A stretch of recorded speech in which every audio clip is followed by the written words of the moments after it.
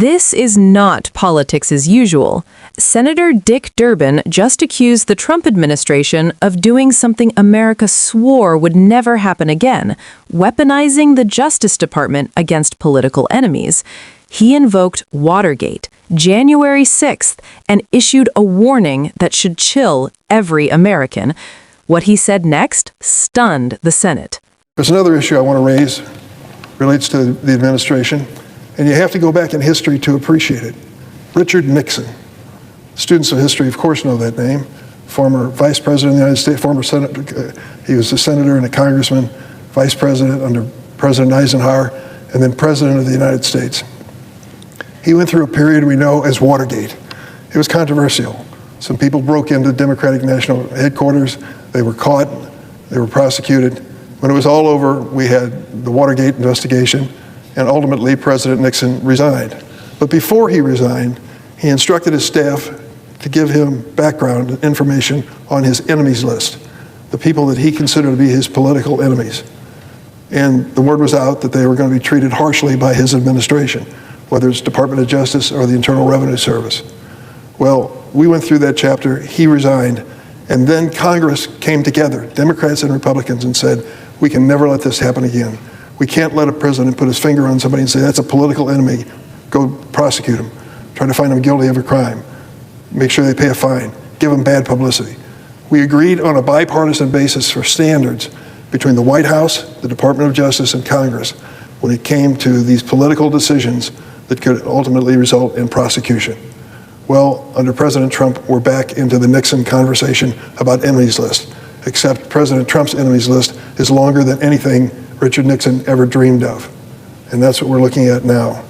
On September 20th, the acting U.S. Attorney for the Eastern District of Virginia, Eric Seibert, announced his resignation. Acting U.S. Attorney, appointed by Trump, resigned. Mr. Seibert resisted President Trump's demands to bring charges without sufficient evidence against New York Attorney General Letitia James and former FBI Director James Comey. Mr. Seibert, a Republican appointed by Donald Trump just a few weeks ago, stayed true to his oath to the Constitution and his commitment to follow the facts and the law. And for that, he was forced to resign his office. In his place, President Trump installed his personal attorney, an attorney with no experience as a prosecutor, never did it before, to indict James Comey in a politically motivated case considered by career prosecutors in that office too weak to bring charges. This indictment represents the latest step in President Trump's long crusade to weaponize the federal government against his perceived political enemies, a return to the days of Richard Nixon. We remember when the president was initially impeached in the first of his historic 2 impeachments after he attempted to pressure a foreign ally to dig up dirt against Joe Biden and his family. And we remember when President Trump turned a mob of insurrectionists loose on our Capitol, where they violently attempted to prevent the peaceful transfer of power leading to his second impeachment. I will never forget that day as long as I live, January 6th. It has been my honor to serve in this chamber 29 years. I've seen a lot. I'm honored to represent a great state like Illinois, but I will never forget that moment when we were sitting here counting the Electoral College votes as to what the American people had decided on the next president.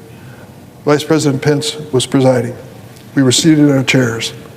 I noticed something unusual. Those 2 doors opened, and 4 or 5 people walked in up to the vice president and literally yanked him out of his chair and took him out the door. We knew there was a political demonstration outside, but all of a sudden it turned bad and scary and dangerous. The Capitol Police came in and announced to us seated in this chamber, stay in your desks. We're going to make this a safe chamber in the Capitol. Don't worry about those people demonstrating outside. They're not going to get close to the chamber. Just stay where you are. We looked at one another and thought, what's next? Well, what was next was 10 minutes later, the same policeman came in and said, leave immediately. Don't take anything with you, just get out of the chamber. It's too dangerous for you to stay here. And we all, Democrats and Republicans, filed out those doors. You know what happened next. The insurrectionists took over this building. It was one of the most embarrassing moments in the history of the United States Capitol building. Imagine, if you will, for a moment, if you heard the news that the House of Commons in Parliament had its door broken down and people raided the chamber. You'd say to yourself, what is going on in England, for goodness sakes? The House of Commons taken over by people in the street? That is exactly what happened here. And it happened on January 6th. And so this president, embarrassed by that moment, maybe, who knows if he's ever embarrassed, decided he would go after the people who prosecuted the insurrectionists, the people who were prosecuted for crimes like beating up policemen. You all came here today and we welcome you to this chamber. The reason you're safe in this building today is a lot of women and men in uniform who are guarding you and me and all of our staff so that we can do the people's business. Those people were under attack by the January 6th insurrectionists. These were not curious tourists who came in here. They ended up beating on these police and 140 of them were seriously injured.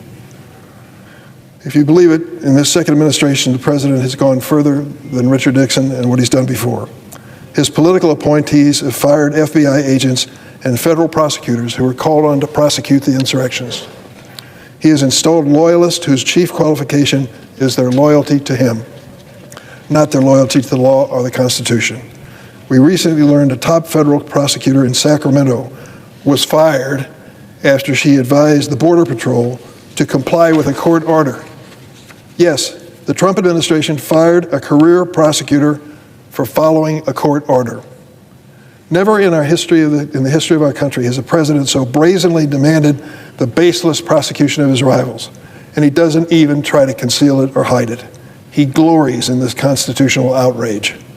In a social media post, President Trump issued a command to Attorney General Bondi, and I quote, "They impeached me twice and indicted me 5 times over nothing.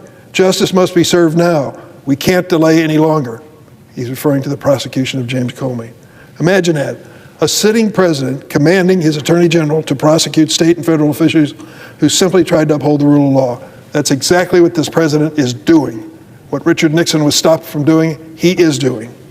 Since Watergate, Republican and Democratic presidents alike respect the independence of the Justice Department, recognizing that shielding it from the pull of politics was essential to safeguarding the rule of law.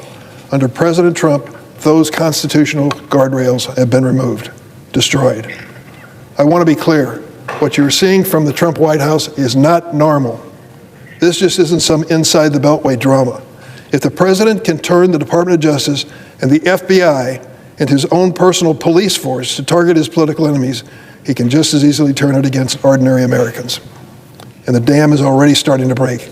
The president sent active duty forces into Los Angeles earlier this year to put down protest of his administration's cruel immigration raids.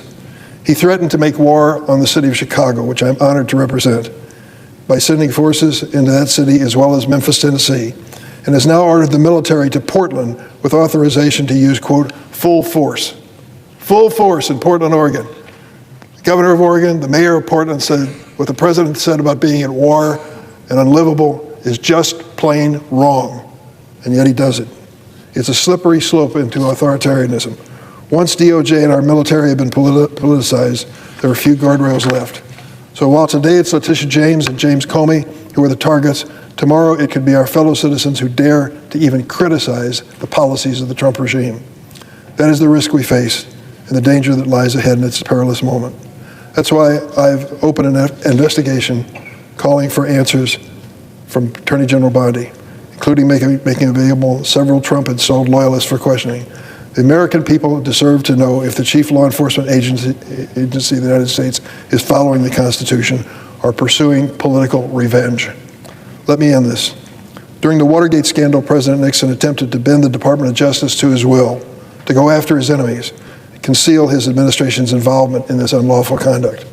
When President Nixon did this, Democrats and Republicans on a bipartisan basis in Congress sounded the alarm together and defended the rule of law. On a bipartisan basis, we responded to Nixon. Those legislatures recognized the danger posed by a president attempting to wield power and benefit him personally. They knew it was unconstitutional, and they stood firm on a bipartisan basis in Congress. Where is that same courage today? It's time for the Republicans to join Democrats and step up and say enough is enough. This is not about political parties. It's about protecting our democracy from a would-be dictator intent on setting it all ablaze to achieve his personal aims.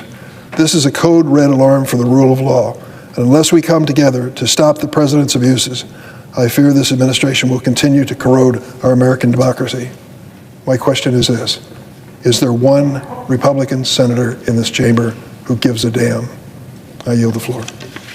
This wasn't a speech, it was an alarm bell. Dick Durbin didn't just criticize the Trump administration, he accused it of dragging America back to the darkest chapter of presidential abuse of power since Richard Nixon. From firing career prosecutors to installing loyalists whose only qualification is obedience, Durbin painted a picture of a Justice Department no longer guided by law, but by revenge.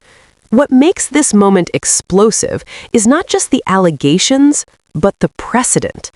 Durbin reminded the chamber that Watergate ended because both parties chose the Constitution over loyalty. Today, he asked a devastating question. Where is that courage now? By recounting January 6th from inside the Senate chamber, the forced evacuation, the police injuries, the breach of democracy, Durbin framed this investigation as more than accountability. He framed it as a last stand. His message was unmistakable. If the DOJ can be turned against James Comey and Letitia James today, it can be turned against any American tomorrow. This wasn't about Trump versus Democrats. This was about whether the rule of law still exists.